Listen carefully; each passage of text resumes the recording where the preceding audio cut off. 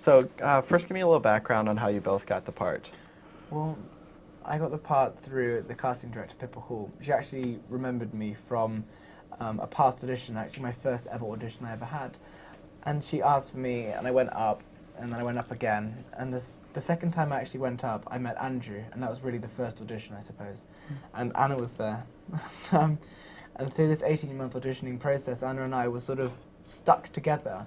There was some bond formed from the start. There was, you know, some dynamics already as a family that I think Andrew noticed. Yeah, I mean, it was a very long casting process, 18 months from start to finish.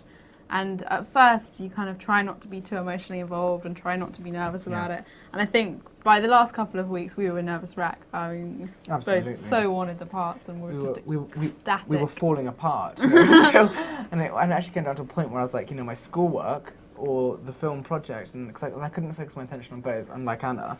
And I finally just chose, you know, the film, and fortunately it worked out. Otherwise, the consequences could have been devastating, but they were, of course, uplifting.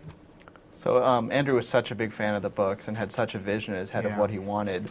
Was he really, really strict on how he wanted your characters to be, or did he give you some freedom with the characters? Andrew was great. I mean, I think one of the lovely things about C.S. Lewis's writing is that he writes with this kind of vague tone, which doesn't patronize you. It leaves things to the imagination. Susan, I think, is probably the least developed in the book of the four characters. And we took C.S. Lewis's vague tone and really built on the Susan that was in the book.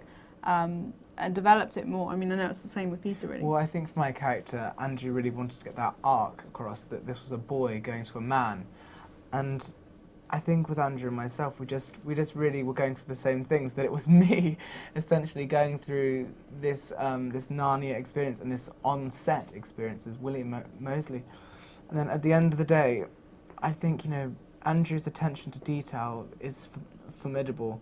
What he saw when he was 8 years old is what you see on the screen today. His imagination has gone beyond everyone's expectations, especially mine and Anna's.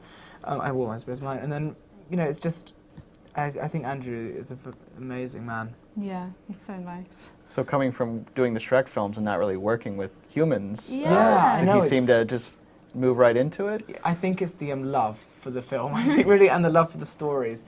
And I don't think he was making a film as much for everyone else, but for himself, you know. And I think he was doing, I think he felt the responsibility of how much he loved the stories and how he wanted a decent, you know, a very good interpretation of the film.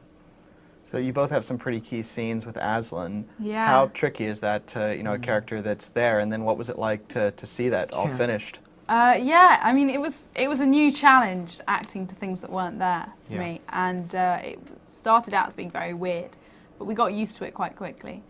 And seeing it was great, because although we'd seen bits and pieces of previs and early animation, we hadn't seen the finished stuff.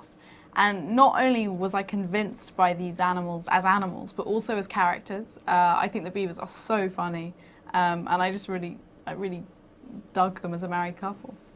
Aslan's actually my favourite character, and to finally see him finished and walking and talking was absolutely amazing, and it gave me chills to see, because it's almost as though you can't tell the difference from a real lion to a fake lion. I remember one day on set when the head of visual effects came up to me and he showed me this monitor, and he said, "Hey William, have a look at this." You know, I forgot this is the head of visual effects. You know, and he says, I said it was a picture of a lion walking down the street with two girls, and I said, "Wow, how do you get that lion to do that?" He's like, "That's not a real lion, that's visual effects," and he was so pleased with himself. And the funny thing was, it was actually he said it was only halfway there. So to see the real lion and to see it finally finished was amazing.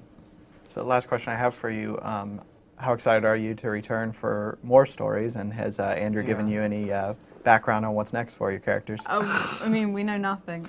We know nothing. Nothing at all, huh? You'd think we'd be in the know about it, but we're not. Yeah. I think they're just trying to get this movie out there first and then kind of see what happens. I would love to do another film. I think Anna would as well. Yeah. You know, we just had such an amazing time making this film. How could we not want to do another one?